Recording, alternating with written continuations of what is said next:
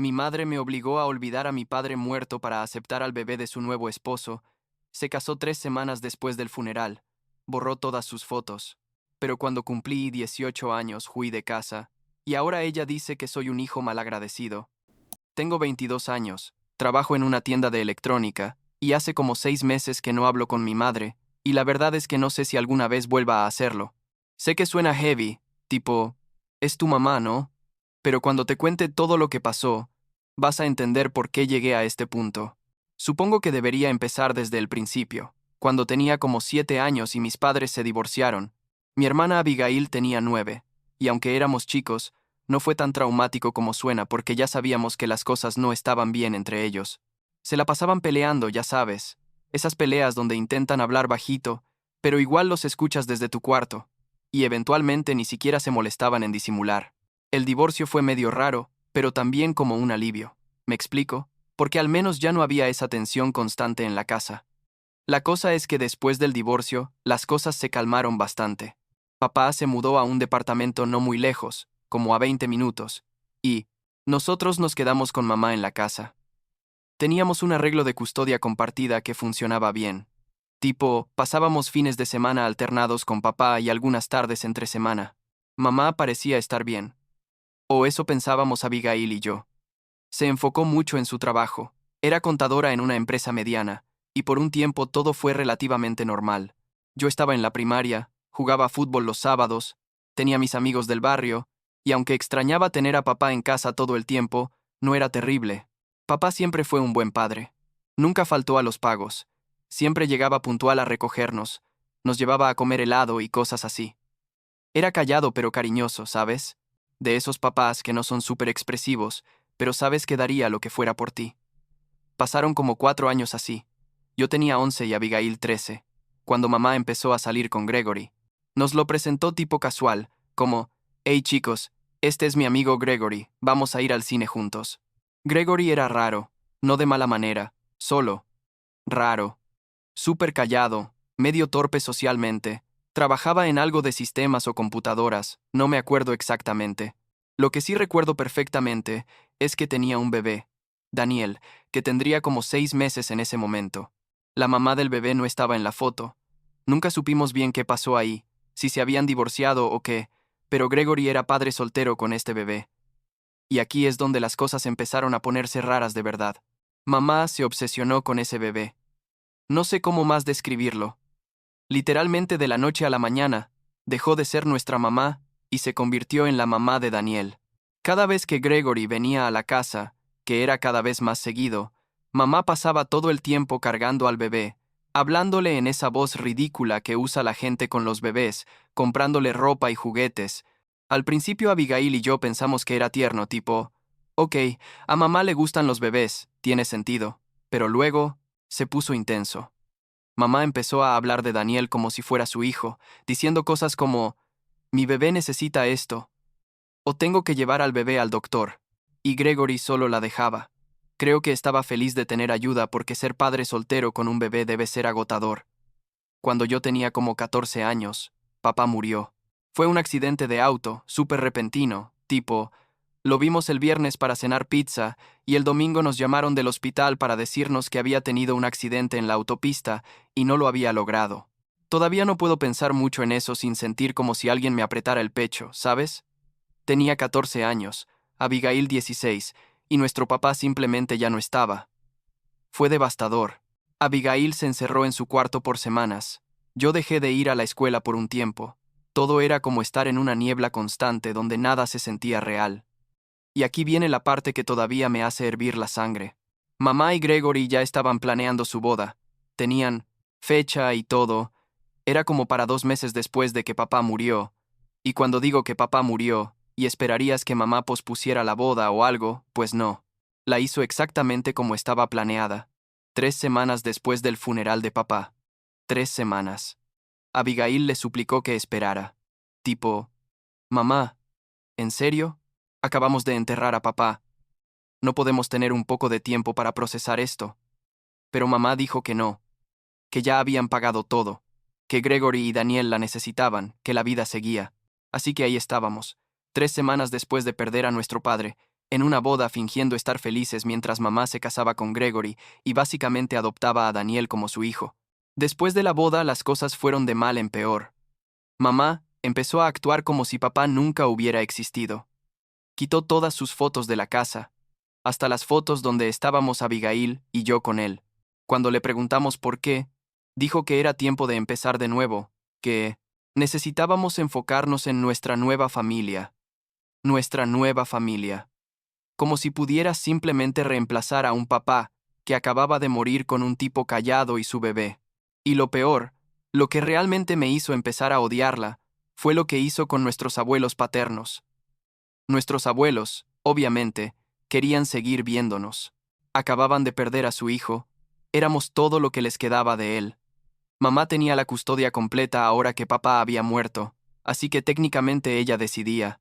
Y lo que decidió fue que si los abuelos querían vernos, Daniel tenía que estar incluido en todas las visitas. ¿Puedes creerlo? Les dijo a los abuelos de papá, que literalmente acababan de enterrar a su hijo, que si querían ver a sus nietos tenían que aceptar también al bebé de Gregory, como parte del paquete. Mis abuelos intentaron razonar con ella. Tipo, entendemos que Daniel es parte de tu nueva familia, pero es nuestro tiempo con Connor y Abigail. Queremos honrar la memoria de nuestro hijo con ellos. Pero mamá no cedió. O era con Daniel, o nada. Mis abuelos eventualmente aceptaron porque querían vernos, pero era súper incómodo. Llegábamos a su casa con Daniel, que ya tenía como 2 años para entonces, y mamá insistía en que lo tratáramos como nuestro hermano. Abigail y yo teníamos que jugar con él, incluirlo en todo, y si no lo hacíamos, mamá nos regañaba frente a todos. Recuerdo una vez que era el cumpleaños de papá. Sus padres hicieron una comida para recordarlo. Pusieron fotos de él, contamos historias. Fue bonito pero triste, ¿sabes? Y mamá llegó con Gregory y Daniel e insistió en que Daniel debía estar en el centro de todo. Literal, puso al niño en medio de la mesa con las fotos de papá y dijo algo como, «Esta es una reunión familiar. Daniel es parte de la familia». Mis abuelos se quedaron callados. Abigail empezó a llorar y se fue al baño. Y yo solo quería desaparecer.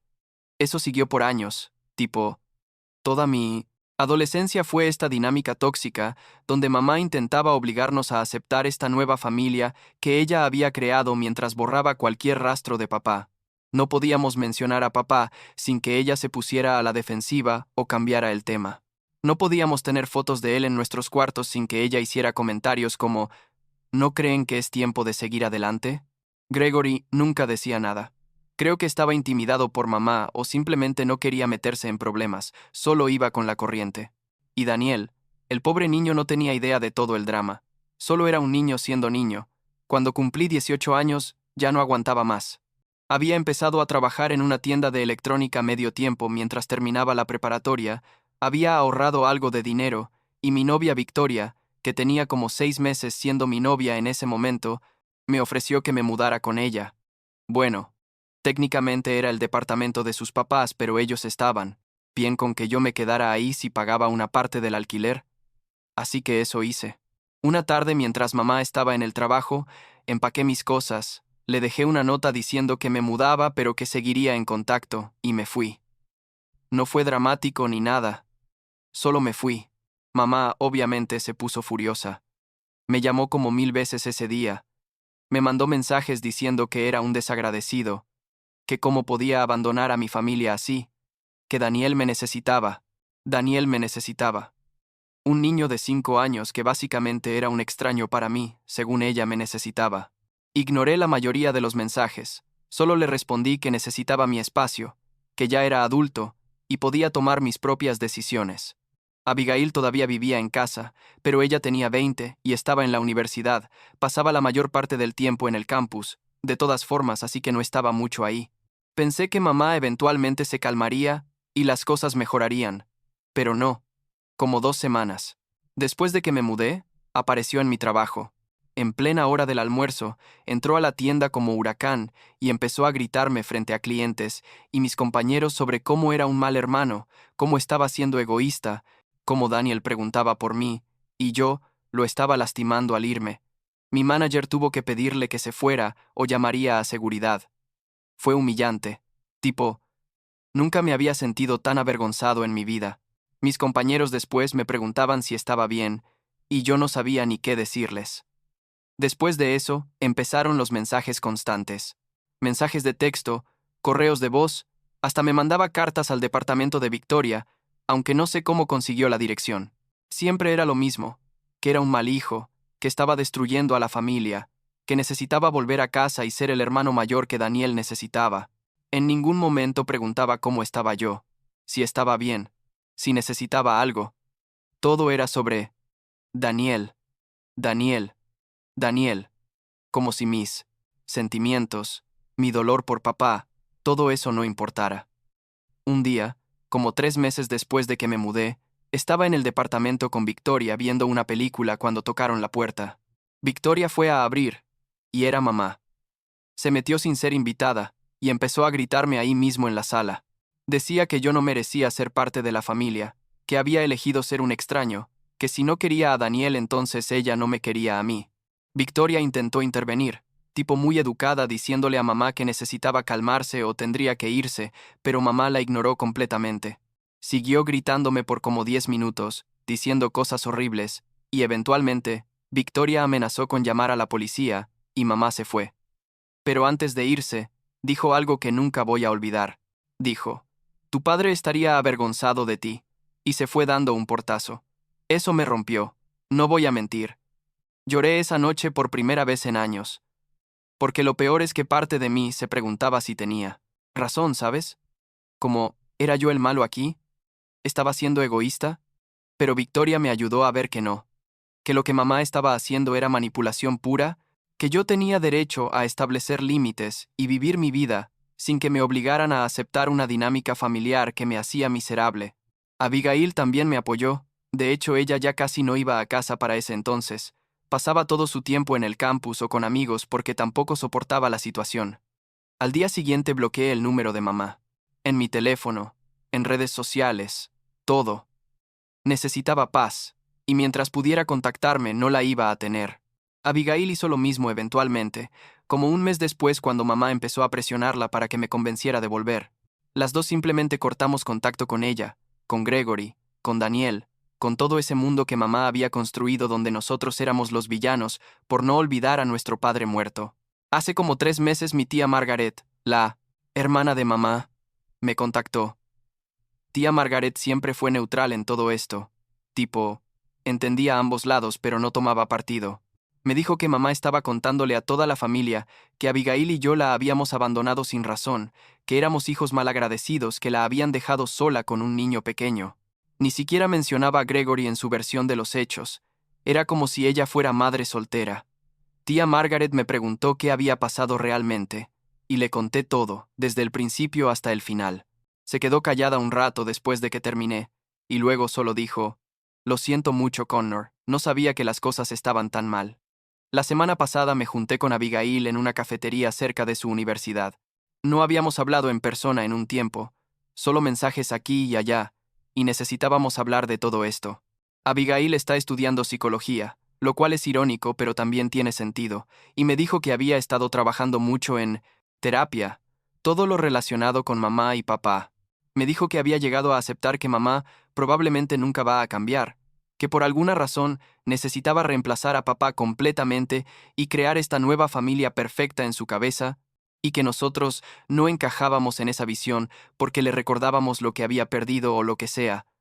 Hablamos por horas, lloramos un poco, nos reímos de lo absurdo que era todo, recordamos cosas buenas de papá.